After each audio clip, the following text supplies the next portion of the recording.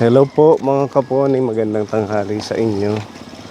Ayan, nandito tayo sa Barangay Canlaray at binalikan po natin si Tatay Pio dahil napansin ho natin yung kanyang tungkod na manipis na kahoy. Kaya meron tayo ditong dala, pagmamahal ni Tita Fedy tsaka si Tatay Pransing. Ayan, ibigyan din natin.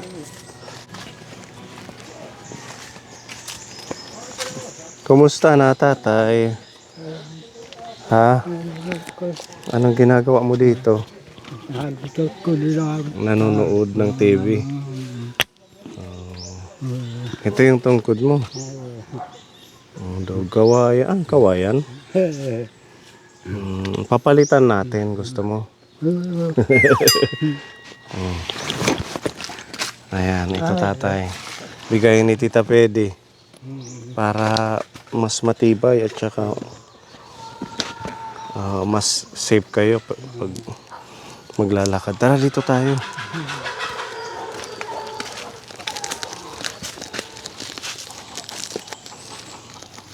Ayan ang tungkod ni Tatay. Tanggalin natin yung plastic.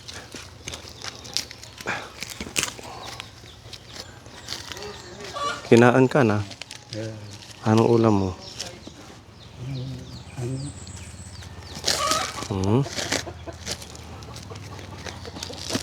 Ano?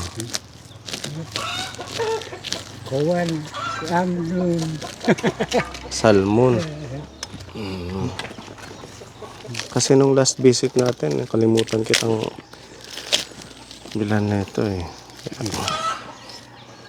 Sabi ko, babalikan ko si Tatay para magkaroon siya ng magandang tungkod. Ano? Hala, tanggal ah. Kuya Gabo. Makapit.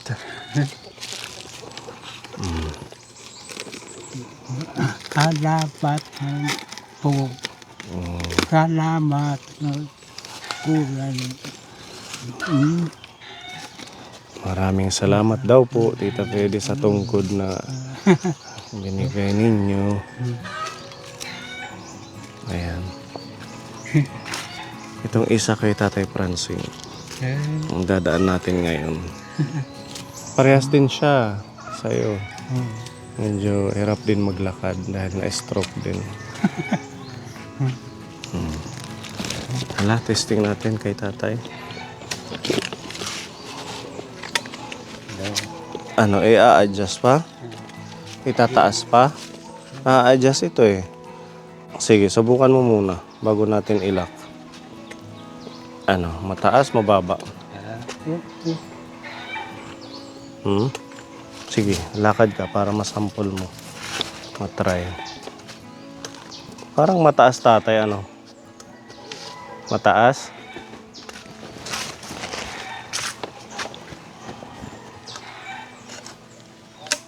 Ngayon.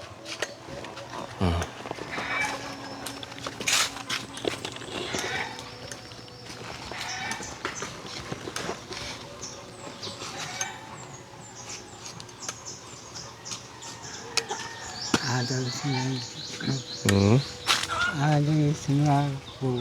Oh, maganda to kasi hindi siya makakalawang dahil parang aluminum ba to, Gabo? No? Aluminum siya. Tsaka meron siyang rubber dito. So, hindi siya mag-i-slide. Maganda rin yung hawakan niya, Tatay. Ano? Dahil hindi madulas. Di ba? Sinadya lang natin dalhin sa'yo. Parang kahit pa paano makontinue yung pag-walking. Ano?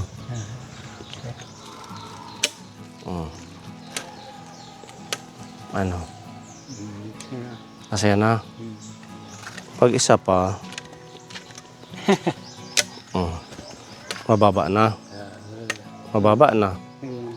Balik natin yung dati. Ayan. Tapos pag halimbawa ikaw ang mag-a-adjust, ipupush mo lang to, ipipress mo lang to. Tapos saka mo siya ililipat sa ibang adjustment. Ayan, kapone. Ayan siya. Tapos saka mo ilalak ito. Ilalak pa to para hindi siya mag-slide. Pag pumigil na, ibig sabihin lock na yun. Tapos pag bubuksan mo ulit, na i-adjust mo, igaganon mo ulit. Diba? Tapos lock ulit. Pag okay na. Testing. Ayan.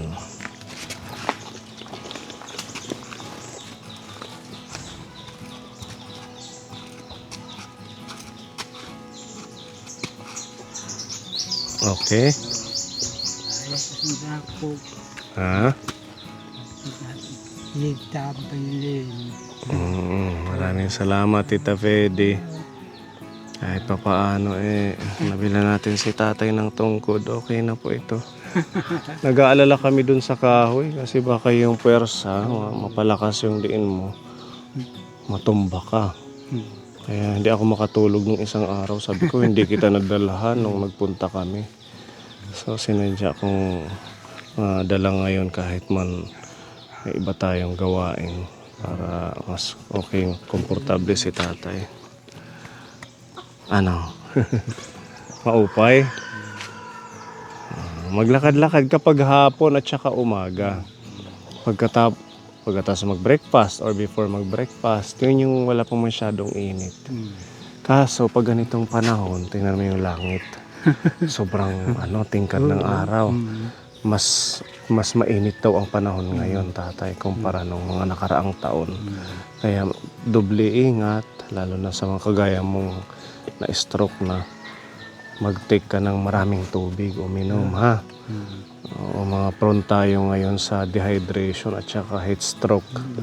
Ngayon nga, naglalagay na ako nito dahil susunog yung balat ko sa sobrang tingkad ng araw. Ano, ha? Ayan, maraming salamat po sa ating sponsor. Kay Tita Fedy dito. Sige, para makapag ka na, lakad-lakad, dadalhin namin yung isa kay Tatay Prancing. Bye-bye. God bless. Ganda ng langit, summertime na. Sarap ngayon mag-picnic sa tabing dagat, lalo na wala ng pasok. Congratulations pala sa mga awardee, mga batang may mga achievement.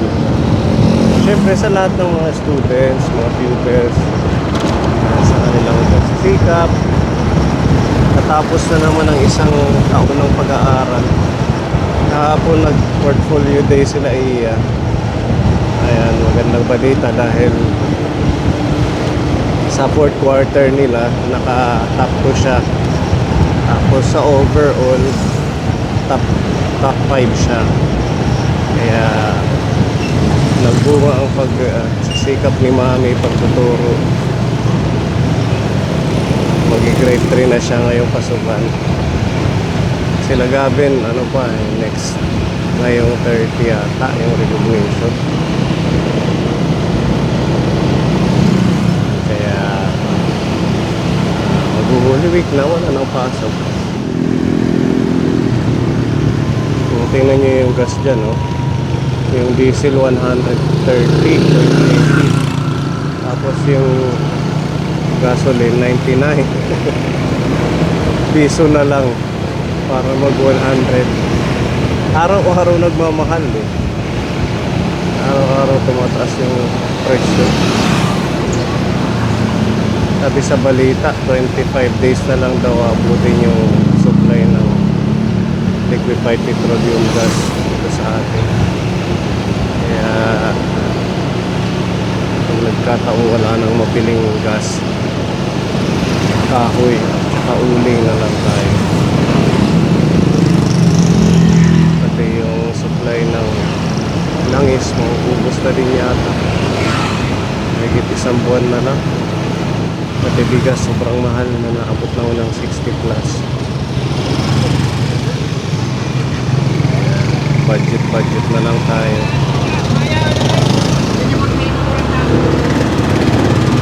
Dati pag nagluluto ako, isang buko sibuyas nilalagay ko sa niluluto. Ngayon hinahati ko na yung sibuyas. Tapos ang bawang, isang clove. Dati 3. Para mabango at masarap. Ngayon isa-isa na lang. Ganun tayo magtipid kay importante may konting lasa.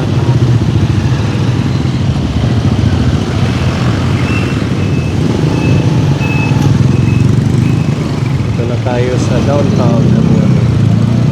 Ito yung pinaka-busy na lugar ng Borongan, Barangay Songko. Meron McDonald's, may Uptown Mall, may mga bangko dito, tapos may mga apartment stores, may hotel, nakadikit lang yun.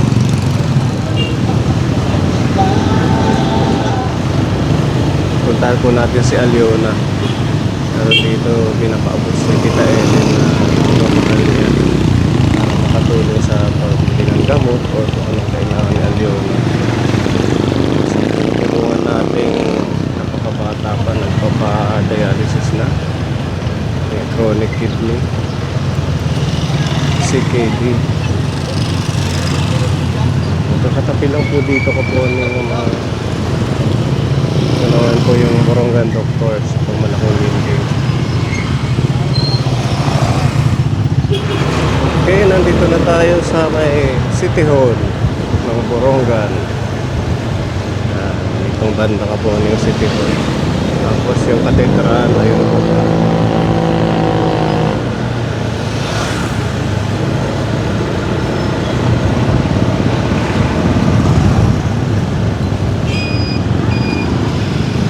Tapos nandito yung nag-iisang Jollibee.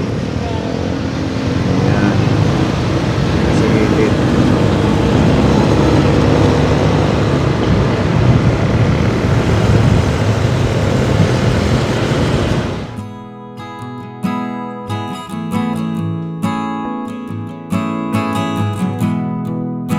Kumusta ka na? Okay lang po. Okay naman. Okay yung pakiramdam mo. Okay naman po. Mm. Atensya na. Nag-ano ka? Nagpa-dialysis Kahapon. kahapon. Opo. Every Monday, Tuesday, Thursday, and Saturday. Tuesday, Thursday, and Saturday. 3 times sa week. So ngayon wala ano kay Wednesday. Wala. Bukas po. Ito may pinapabigay si Tita Ellen. Idagdag mo na lang daw sa pag medisina or kung ano. Maraming salamat po, Tita Ellen, sa Mm, pagbigay na kahit anong pagmamahal. mahal. Laban lang. Opo. Sana sa susunod nating pag-visit talagang mag-okay na. Siya nag-iingat na rin naman si Aliona. Nag-iingat na talaga ako kasi mahirap talaga magkasakit ngayon, lalo na ngayon, crisis. Diba? Mahal na ngayon ang Mahal na bilihin. yung ano. Buti yung mga medisina hindi tumataas ngayon. Ganun Yung pa ano, rin. yung isa tumaas. Maas. Yung ano sa high blood na medicine pang high blood. Apektado din ang mga medisina. Kala ko gasolina lang. Hindi. Mga ganun din pala. Hindi kami. Thank you. Mo pa yung adlaw eh. Ay man, Kumusta? Ang buhay-buhay. full napakalakat. Okay naman ang paa mo. Hindi pa. Hindi pa. Manhid na manhid. Mga manhid. Kumain ka na tanghalian. Opo. Anong ulam? Lang, Ha? yung talbos. Ayan, masarap yan at masustansya. Talbos at Kamuti. saka lagyan mo ng Lagyan ko ng daing. para hindi laging asin. Ano tatay? Buti Minsan nakaka... naman, Mm. nakabili ako ng daing. Daing. Sinabi ng ulam ko. Kasali ka ba dun sa programang Walang Gutom? Hindi. Hindi. Kasi namimigay sila nung kahapon. Kalahating sakong bigas at saka mga... Hindi pa naman namigay dito. Hindi pa. Hindi pa. Pero kasali ka, hindi. Hindi agad kasali. Siguro lang. Ano yun, Kaponi, may kasamang grocery at saka mga gulay. Yung gulay, sarap yun. Maganda doon yung bigas kasi 25 kilos ang kasama. Hmm. Okay naman si tatay. Okay lang yun, pero pa ako lang hindi mabuti. Meron kaming ibibigay sa'yo. Ano yun? Ito, special na regalo. Tukod. Yan ang maganda. Yan ang maganda. Mapapalitan na yung tungkod mo. Yung tungkod ko Yung tungkod kahoy. niya. O, diba? Ayan, bigay ito ni Tita Pedi. Maganda yun. Para may magagamit ka na. Tsaka mas matibay ito kaysa dyan sa kahoy. Talaga, bakal. Aluminum. Alam mo yun. Try natin. Kung, Try. sige. Mahaba. Oo, pwede itong ma-adjust. Ayan, o. Ayan. Hala, sige, tayo kayo, tatay. Ganda talaga. Pwede na.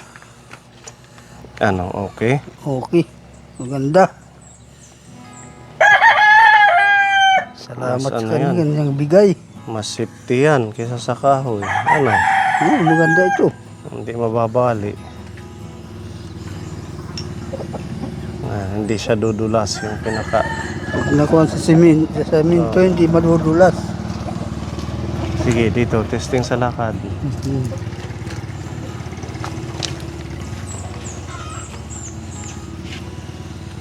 Ano, i-adjust pa? Pataas? Tama lang yan. Ha? Tama lang yan. Pasalamat ako. Binigyan ako ng tungkod na maganda. Thank you, Tita Pedi. Ayos. Ayos. Hindi na yung kahoy. Salamat. Salamat lang sa inyo. Sa nagbigay nito, pasalamat ako din. Nagbigay sa akin, pasalamat ako. Sa akin pasalamat ko, nagbigay sa akin ng tungkod. Ayan, thank you, Tita Maganda ito. Pedi. Thank you, Tita Pidi. Binigyan mo ako ng magandang tungkod. Sige nga di kami. Bye-bye.